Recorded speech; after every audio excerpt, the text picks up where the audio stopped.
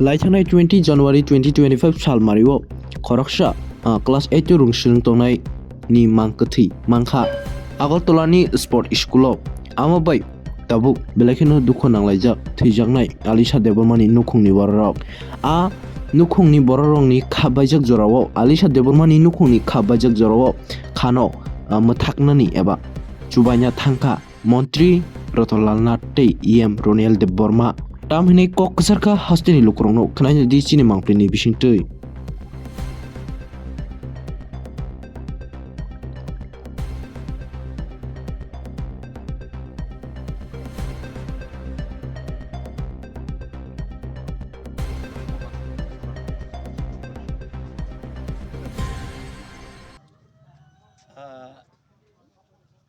কালকে রাত্রে খবর পেয়েই আমি এলাকার জনপ্রতিনিধি রুনেল দেববর্মা বা অন্যান্য যারা রণবীর সহ অন্যান্যদের সাথে কথা বলেছি।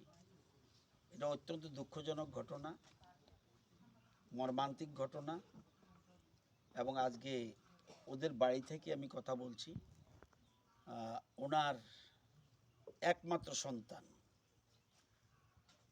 এবং ওনাদের নিজস্ব কোনো সন্তান নেই, এটা পালক সন্তান আরও বেশি তাদের প্রতি স্নেহ মমতা বেড়ে গেছে, বিশেষ করে মেয়েটার মা বাবার।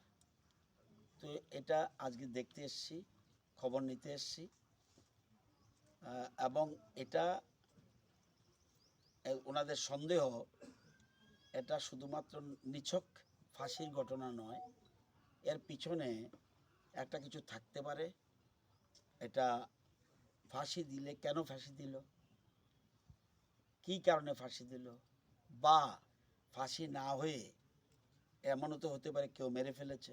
এই যে বিষয়টা, সন্দেহটা, এটা ওনাদের মনে দৃঢ়ভাবে গেঁথে রয়েছে মনে।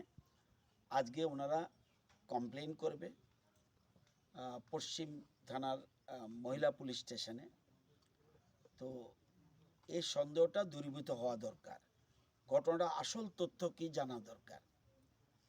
এবং আমাদের সরকার, বিশেষ করে মুখ্যমন্ত্রী মানিক শাহ মহোদয় এবং স্পোর্টস মিনিস্টার, ওনার যথেষ্ট সচেতন মানুষ। আমার বিশ্বাস এটার যে আসল রহস্য কী, আসল ঘটনা কী, এটাকে খুঁজে বের করবে।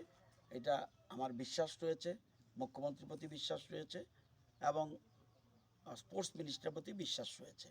আমি নিজেও ব্যাপারটা খুঁজে দেখব, এর পিছনে কী ব্যাপার রয়েছে, কী রহস্য রয়েছে। Thank you.